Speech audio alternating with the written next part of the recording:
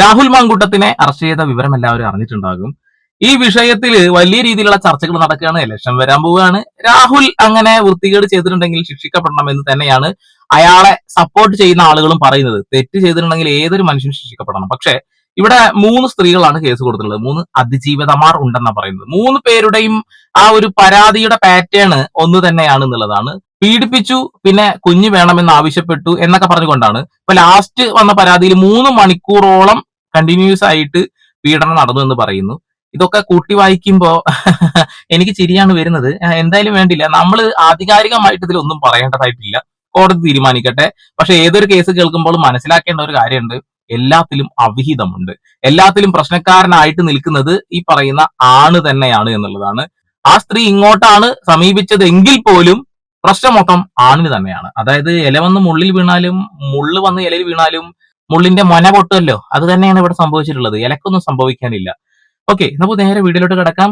ഒരുപാട് ആളുകൾ ഈ വിഷയവുമായി ബന്ധപ്പെട്ടുകൊണ്ട് കുറെ കാര്യങ്ങൾ പറഞ്ഞിട്ടുണ്ട്. നമുക്ക് എല്ലാം കേൾക്കാം. ഞെട്ടിക്കുന്ന ശബ്ദ സന്ദേശങ്ങളും ഇതിലുണ്ട്. ആരും സ്കിപ്പ് ചെയ്യണ്ട. സ്വന്തം ഭർത്താവിരിക്കെ ഇനി അവർ തമ്മിൽ എന്ത് പ്രശ്നമായിക്കോട്ടെ, അപ്പം ഈ അതിജീവിത എന്ന പുതിയ പരാതിക്കാരി ചെയ്തു കൂട്ടിയത് എന്താണ്? അത് അവിഹിതമല്ലേ? എന്തുകൊണ്ടാണ് അവർ ചെയ്ത തെണ്ടിത്തട്ടി പറ്റി ആരും സംസാരിക്കാത്തത്? അത് ആർക്കൊരു പ്രശ്നമല്ലേ? ഒന്ന് ചോദിച്ചോട്ടെ, നമ്മളിപ്പോ ഹോട്ടൽ മുറിയിലൊക്കെ പോയി ഇരുന്നിട്ടാണോ കുടുംബ പ്രശ്നങ്ങൾ ഡിസ്കസ് ചെയ്യാനുള്ളത്, അല്ലെങ്കിൽ ചെയ്യുന്നത്? അല്ലെങ്കിൽ എന്തിനായിരിക്കും ഈ വിവാഹിതരായിട്ടുള്ള സ്ത്രീകളെല്ലാം പരാതിയും പരിഭവവും പറയാൻ വേണ്ടിയിട്ട് മാങ്കൂട്ടത്തിന്റെ അടുത്തേക്ക് ഓടുന്നത്? അവിടെയാണോ കുടുംബ കോടതിയും അല്ലെങ്കിൽ എന്താ പറയാ മറ്റേ മാങ്കൂട്ടം ഇനി വല്ല കൗൺസിലിംഗ് സെന്ററും നടത്തുന്നുണ്ടോ? ആദ്യ കൂടിക്കാഴ്ചയിൽ തന്നെ 3 മണിക്കൂർ നിർബന്ധിച്ച് 3 മണിക്കൂർ പീഡിപ്പിച്ച മാങ്കൂട്ടം, പിതൃത്വം നിഷേധിച്ച മാങ്കൂട്ടം, മുഖത്ത് തുപ്പിയ മാങ്കൂട്ടം, ഇങ്ങനെ ഒരാൾക്ക് പിന്നീട് സമ്മാനങ്ങളും സാമ്പത്തിക സഹായമൊക്കെ ചെയ്ത ഈ ചേച്ചിയെ നമ്മൾ കാണാതെ പോകരുത്, പരിഗണിക്കാതെ പോകരുത്. അപ്പൊ തന്നെ നെല്ല് പുഴുങ്ങി കുത്തിയുണ്ടാക്കുന്ന അരി വേവിച്ച് കഴിക്കുന്ന മലയാളികൾക്ക് കാര്യം മനസ്സിലാവില്ലേ? മലയാളികൾ എന്താ പൊട്ടന്മാരാണോ? ഇപ്പൊ എന്നെ ആരെങ്കിലും സ്നേഹം നടിച്ച് പീഡിപ്പിച്ച് ഞാനെങ്ങാനും ഗർഭം ധരിച്ചു പോയാല് എന്റെ പൊന്നെ, ഞാൻ പിന്നെ ആ പരിസരത്തോലും പോയില്ല. പിന്നെ നമ്മൾ എടുത്തു പറയേണ്ട ഒരു കാര്യമുണ്ട്, ഈ മറ്റേ എല്ലിൻ കഷ്ണം കിട്ടിയ പട്ടിയെ പോലെ കിടന്ന് പിടയുന്ന നമ്മുടെ മാധ്യമ പ്രവർത്തകരൊക്കെ ഈ ഒരു മാങ്കൂട്ടത്തിന്റെ വിഷയത്തിൽ കിടന്ന് കാണിക്കുന്ന വ്യഗ്രത എല്ലാ കാര്യത്തിലും കാണിച്ചിരുന്നെങ്കിലും നമ്മളെ കേരളം എന്നേ നന്നായി പോയേനെ. ഈ ന്യൂസ് ചാനലിലെ മൊട്ടാറുണ്ട് ഇന്നലെ എഴുന്നിട്ടൊരു ചാർട്ട് ഉണ്ടാക്കി കാണിക്കുന്നുണ്ടായിരുന്നല്ലോ, ഇത്ര ഗർഭം, ഇത്ര പീഡനം, ഇത്ര അബോർഷൻ എന്നൊക്കെ പറഞ്ഞിട്ട്. എന്തിനാ ഇങ്ങനെ മലർന്നു കിടന്ന് തുപ്പുന്നത്? ഓക്കെ, ആ പെൺകുട്ടി പറഞ്ഞ വാക്കുകളിലെല്ലാം ഉണ്ട്. തന്നെ പീഡിപ്പിച്ച ഒരു വ്യക്തിക്ക് പിന്നീട് നമ്മൾ ഓരോ സാധനങ്ങൾ വാങ്ങിക്കൊടുക്കുക, അതുകൂടാതെ തന്നെ ക്രൂരമായിട്ട് 3 മണിക്കൂർ പീഡിപ്പിച്ച ആളുടെ പേര് ഇപ്പോഴും സേവ് ചെയ്ത് വെച്ചിരിക്കുന്നത് രാഹുൽ 3 ലവുകൾ. ഇങ്ങനെയൊക്കെ ആരെങ്കിലും ചെയ്യോ? ഇതൊക്കെ വലിയ ചോദ്യങ്ങളാണ്. രാഷ്ട്രീയത്തിൽ നിന്നും എങ്ങനെയെങ്കിലും രാഹുൽ മാങ്കൂട്ടത്തിനെ ചവിട്ടി താഴെയിടണം, അത് തന്നെയാണ് അവരുടെ ലക്ഷ്യം. ഇതിന് കോൺഗ്രസിലുള്ള ആളുകൾക്കും പങ്കുണ്ട് എന്ന കാര്യത്തിൽ തർക്കമൊന്നും വേണ്ട. കാരണം ഇത്ര ചെറുപ്പത്തിൽ തന്നെ അയാൾ എത്തിപ്പിടിക്കാൻ കഴിയുന്നതിന്റെ അപ്പുറത്തേക്ക് അയാൾ എത്തിപ്പിടിക്കുമ്പോൾ തീർച്ചയായിട്ടും അത് കാണുന്ന വ്യക്തികൾക്ക് ഒരു കണ്ണിക്കടി ഉണ്ടാവുമല്ലേ, കുശുമ്പുണ്ടാവുമല്ലേ. അതിവിടെ കൃത്യമായിട്ട് കണ്ടു എന്ന് പറയേണ്ടി വരും എന്നുള്ളതാണ്. രാഹുൽ മാങ്കൂട്ടത്തില് നമ്മൾ പ്രതീക്ഷിക്കുന്നതിനേക്കാൾ അപ്പുറം വളർന്ന് പന്തലിച്ചപ്പോ അത് ഇഷ്ടപ്പെടാത്ത ഒരു കൂട്ടം ആളുകളുണ്ട്. തീർച്ചയായിട്ടും അതിജീവിതകൾ എന്ന് പറയുമ്പോൾ നമ്മൾ അവരുടെ കൂടെ നിൽക്കും. പക്ഷെ അതിജീവിതകൾ അവിഹിതം പങ്കുവെച്ചാൽ എന്ത് പറയേണ്ടി വരും? അതും കൂടി പറയണം. പുരുഷനൊന്നും പറയാൻ കഴിയില്ല, പുരുഷനൊന്നും ചെയ്യാൻ കഴിയില്ല. എല്ലാം അതിജീവിതമാർക്കും സ്ത്രീകൾക്ക് മാത്രമേ കഴിയുള്ളൂ. സ്ത്രീകൾക്ക് ഇങ്ങനെ ഒരു സുരക്ഷ ഉള്ളത് കൊണ്ട് തന്നെ അത് ഏത് രീതിയിൽ വേണമെങ്കിലും അവർക്ക് ഉപയോഗിക്കാം എന്നുള്ളതാണ്. ഇവിടെ രാഹുൽ മാങ്കൂട്ടത്തിൽ ഇഷ്ടപ്പെടുന്ന ആളുകൾ ഞാൻ പറയുന്ന ഈ ഒരു വാദത്തിനോട് സപ്പോർട്ട് ചെയ്യുകയും രാഹുൽ മാങ്കൂട്ടത്തിലെ ഇഷ്ടമല്ലാത്ത അയാളെ തകർക്കണമെന്ന് ആഗ്രഹിക്കുന്ന ആളുകൾ ഇതിനെ എതിർത്ത് സംസാരിക്കുകയും ചെയ്യും. സ്വാഭാവികമാണ്, നിങ്ങളുടെ അഭിപ്രായ സ്വാതന്ത്ര്യം നിങ്ങൾക്ക് രേഖപ്പെടുത്താം. പക്ഷേ ഏത് അതിജീവിതമാരാണ് പീഡനത്തിന് ഇരയായതിനു ശേഷം അവരെ പണം കൊണ്ടോ ഗിഫ്റ്റുകൾ കൊണ്ടോ സപ്പോർട്ട് ചെയ്യുക? ഒരിക്കലും സംഭവിക്കില്ല എന്നുള്ള. പിന്നെ ഏത് അതിജീവിതയാണെന്നുണ്ടെങ്കിലും വർഷങ്ങൾക്ക് ശേഷമാണോ കേസും മറ്റുള്ള കാര്യങ്ങളുമായിട്ട് രംഗത്ത് വരിക? അതുമില്ല. നിങ്ങൾക്കെതിരെയും നാളെ ഏതെങ്കിലും അതിജീവിതമാർ ഉണ്ടാവാനുള്ള സാധ്യതകളുണ്ട്. അതുകൊണ്ട് മാത്രം നിങ്ങൾ കണ്ണടച്ച് ഇരുട്ടാക്കാതെ സത്യസന്ധമായിട്ട് കാര്യങ്ങൾ മനസ്സിലാക്കുക എന്നുള്ളതാണ്. രാഹുൽ മാങ്കൂട്ടത്തിൽ ചെയ്യുന്ന കാര്യങ്ങൾക്കൊന്നും നമ്മൾ സപ്പോർട്ടൊന്നുമില്ല. അയാൾ അങ്ങനെ അവിഹിതമാണെങ്കിൽ അതിന് പങ്കാളിയാവുന്നതിന് നമുക്ക് സപ്പോർട്ടൊന്നുമില്ല. പക്ഷേ ഇരട്ടത്താപ്പ് പാടില്ല എന്നുള്ളതാണ്. ഇനി ഞെട്ടിക്കുന്ന മറ്റൊരു ശബ്ദ സന്ദേശമാണ്. ഒരു സ്ത്രീ ഈ വിഷയത്തിൽ കൃത്യമായ ഒരു നിലപാട് പറയുന്നുണ്ട്. സ്ത്രീകൾ തന്നെ പറയട്ടെ, നമുക്ക് കേൾക്കാം. തിരുവല്ല ലോഡ്ജിൽ കൊണ്ട് ഇവിടെ ബോധം കെടുത്തിയാണോ രാഹുൽ കൊണ്ടുപോയത്? പാലക്കാട് ലോഡ്ജിൽ കൊണ്ടുപോയത് ബോധം കെടുത്തിയാണോ ഇവിടെ സ്വയബോധത്തോടല്ലേ അയാളുടെ കൂടെ പോയത്? സ്വയബോധത്തോടെ അയാളുടെ കൂടെ പോയി കാര്യം കണ്ടിട്ട് പിന്നെ ഇവിടെ എന്തിനാ പാമ്പിടിച്ച കൊച്ചനെ കുരുക്കേണ്ട കാര്യം എന്തുവാ? അതിന് കൂട്ട് പിണറായിയും. പാവം പിടിച്ച സത്യസന്ധനായ ഉമ്മൻചാണ്ടിയെ വെറുതെ കൂട്ടി അപവാദം പറഞ്ഞ പുള്ളികളാ ഇവരൊക്കെ. ഇവരൊക്കെ നാണമില്ലല്ലോ ഇങ്ങനെയൊക്കെ കാണിക്കാനായിട്ട്. ഈ കേക്കച്ചനല്ലേ അന്നും പാവ ഉമ്മൻചാണ്ടിയെ കുരുക്കാൻ മുന്നിൽ നിന്നത്? കേക്കച്ചനാ നിന്നത്. പിന്നെ അങ്ങേര് അന്ന് കോൺഗ്രസ്സുകാർ അങ്ങേർക്ക് ഒരു സപ്പോർട്ട് ഉണ്ടായിരുന്നെ, അങ്ങേര് ഒരിക്കലും രാജിവെക്കത്തില്ലായിരുന്നു. ഇവനൊക്കെ കസേരയ്ക്ക് വേണ്ടി കിടന്ന് തൂങ്ങിയതാ അങ്ങനെ ചതിച്ചത്. കുഞ്ഞാറുകാരനും ചെന്നേച്ച് പറഞ്ഞു ക്ലിപ്പ് ഹൗസില് പിന്നെ രണ്ടുപേരും കൂടെ പിണഞ്ഞു കിടക്കുക എന്നാ പറഞ്ഞത്.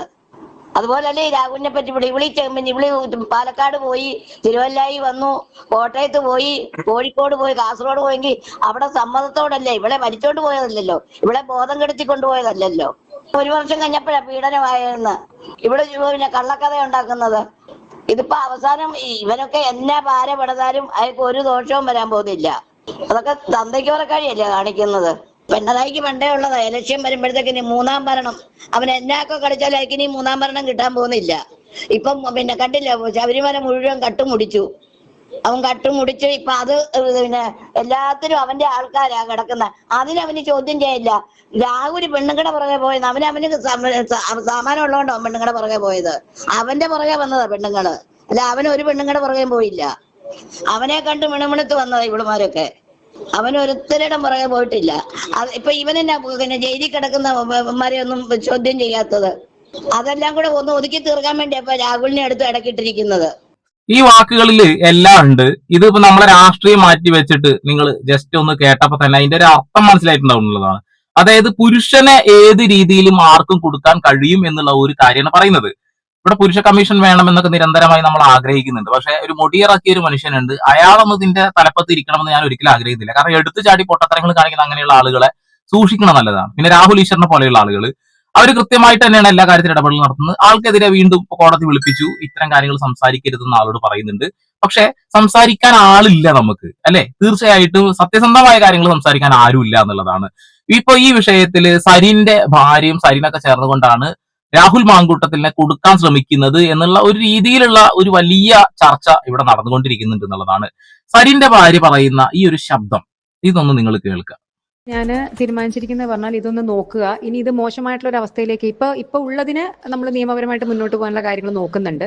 ഇതിൽ പല നമ്പറുകളും അബ്രോഡാണ്, ബഹറിൻ നിന്നൊക്കെയുള്ള നമ്പറുകളാണ്. അപ്പൊ അവിടെ നമുക്ക് എങ്ങനെയാണ് നിയമപരമായിട്ട് മുന്നോട്ട് പോകാൻ പറ്റുക എന്നുള്ളത് സരി നോക്കിക്കൊണ്ടിരിക്കുന്നുണ്ട്. ഇത് കൂടുതൽ നമുക്ക് ബുദ്ധിമുട്ടുണ്ടാക്കുകയാണെന്നുണ്ടെങ്കിൽ ഞാൻ കേരള ലിറ്ററേച്ചർ ഫെസ്റ്റിവലിന്റെ നാട്ടിലേക്ക് വരുന്നുണ്ട്. എനിക്ക് സെഷൻ ഉണ്ട് 24-ാം തീയതി കോഴിക്കോട്. അപ്പൊ അങ്ങനെയാണെങ്കിൽ ഞാൻ മുഖ്യമന്ത്രിയെ നേരിട്ട് കണ്ട് കേസ് കൊടുക്കും.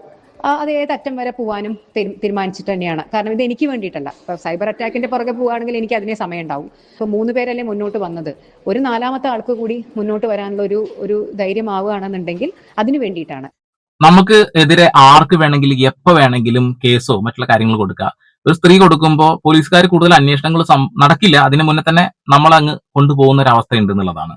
അപ്പൊ ഇത്തരം കാര്യങ്ങൾ നമുക്ക് ഉണ്ടാവാതിരിക്കാൻ നമ്മൾ ശ്രമിക്കുക എന്നുള്ളതാണ്. ഇനി ഏത് രാഷ്ട്രീയ പാർട്ടിക്കാണ് ഇത്തരം വിഷയങ്ങൾ സംസാരിക്കാൻ യോഗ്യതയുള്ളത്? ഒരു രാഷ്ട്രീയ പാർട്ടിക്ക് ഇല്ല. ഇപ്പൊ കമ്മ്യൂണിസ്റ്റ് മാർക്സിസ്റ്റ് പാർട്ടിയിലാണെങ്കിൽ ഇഷ്ടം പോലെ ആളുകൾ ഇത്തരം കേസുകളിൽ പെട്ട് കിടക്കുന്ന ആളുകളുണ്ട്, അല്ലെ? അതുപോലെ കോൺഗ്രസ് പാർട്ടിയിലും കിടക്കുന്നുണ്ട് എന്നുള്ളതാണ്. ഉമ്മൻചാണ്ടി എന്ന് പറയുന്ന വ്യക്തിയെ മനഃപൂർവ്വം ഹണ്ട് ചെയ്തതും നമ്മൾ കണ്ടിട്ടുണ്ട്. എല്ലാത്തിന്റെ പിന്നിലും ഏതെങ്കിലും ഒരു അതിജീവിതമാരോ ഏതെങ്കിലുമൊക്കെ ആളുകൾ ഉണ്ടാവും എന്നുള്ളതാണ്. ഇത് രാഷ്ട്രീയ മുതലെടുപ്പിന് വേണ്ടി ചെയ്യുന്ന കാര്യങ്ങളെന്ന് അറിയാം. രാഹുൽ മാങ്കൂട്ടത്തിൽ ചെയ്യുന്ന കാര്യങ്ങൾ ഒരു കാരണവശാലും ഞാൻ ന്യായീകരിക്കുന്നില്ല. അവിഹിതമാണെങ്കിൽ പോലും അയാൾക്ക് അതിൽ പങ്കുണ്ട് എന്നാണല്ലോ അവർ പറയുന്നത്. അപ്പൊ ഇത് കോടതി തീരുമാനിക്കുന്നത് വരെ നമുക്ക് അയാൾ പൂർണ്ണമായിട്ടും തെറ്റുകാരനാണെന്നോ അല്ല എന്നോ പറയാൻ കഴിയില്ല. എന്നാലും അഭിപ്രായങ്ങൾ നമ്മൾ മാനിക്കുക തന്നെ വേണം എന്നുള്ളതാണ്. സ്ത്രീകൾ തന്നെയാണ് പറയുന്നത് രാഹുലിനെ കുടുക്കിയതല്ലേ എന്നുള്ള ഒരു ചോദ്യം. സ്ത്രീകളും ഇത്തരം വൃത്തികേടുകൾ കൂട്ടു നിൽക്കുന്നില്ലേ?